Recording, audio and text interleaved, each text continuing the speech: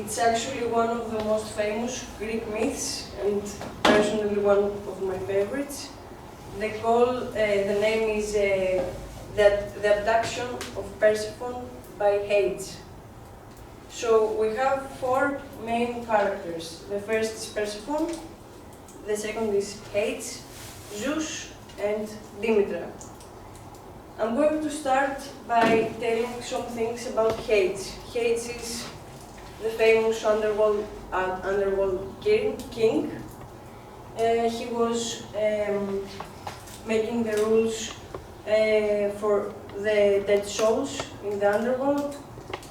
He was actually the younger brother of Zeus, and some facts are that he wasn't actually bad, like Hercules, Disney.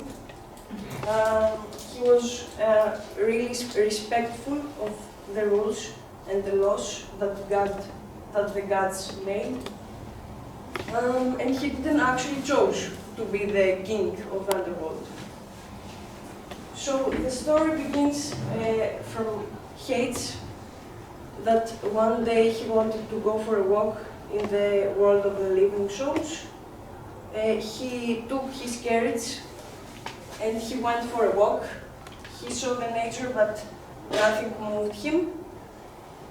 He was looking for something to amuse him, until he saw Persephone. So Persephone was the daughter of Demeter, the goddess of agriculture. He was a very important character in Greek mythology because, besides that Demeter was her mother, Zeus was her father. He was known for her beauty, for her pureness and kind. And actually the meaning of her name was that is the one that brings the distraction. So Hades wanted to take her because he fell immediately in love with her and wanted to take her as his wife. But he couldn't just kidnap her because he was respectful of the rules, so he asked his brother, Zeus. And Zeus told him to do whatever he thinks is better with, So Hades took it as a yes and kidnapped Persephone. You can see the picture that Persephone didn't really like it.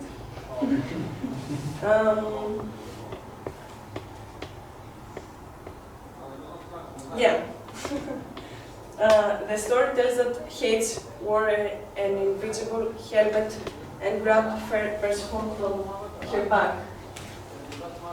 So Demeter, her mother, for a long time didn't know where her daughter was, and she found out by the god Eos, the sun in English, that watches everything, and she found out that her daughter was kidnapped by actually Death, the king of death.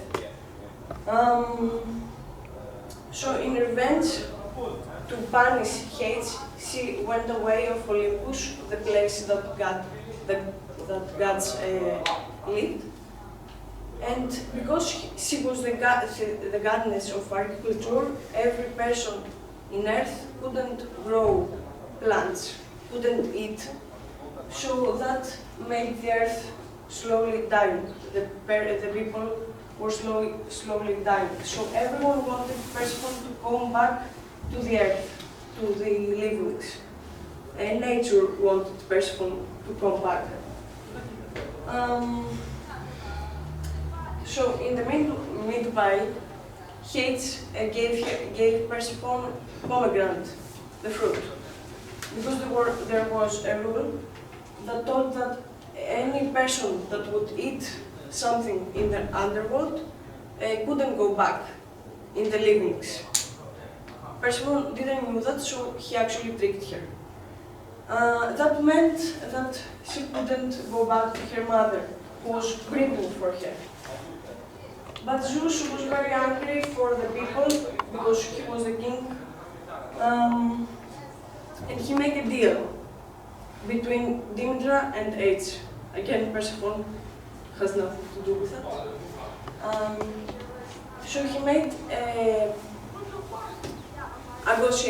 negotiation, and he told them that the Persephone could go the half of a year in the livings, and the other half of the year she would stay with Hades at the underworld.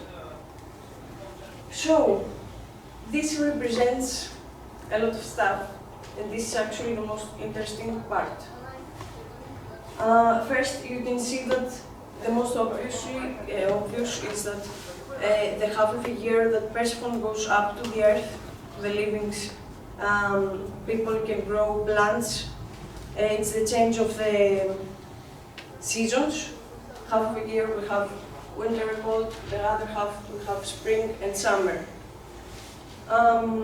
Also pomegranate, the fruit is not chosen by luck, represents the entrapment, and this is because the seeds of the pomegranate is inside a shell. But the most interesting part for me is that Persephone represents the space between life and death, because she was actually a person that was representing life, kindness, pureness, beauty. And when she got away, actually the life on the earth was dying slowly. So that shows us that we have to go. I forgot the person. That Persephone, after she got in the underworld, made her way. She was also living.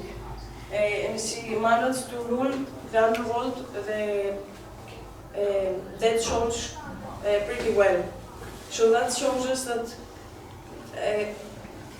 we have to take dark passages to go back again and to live again.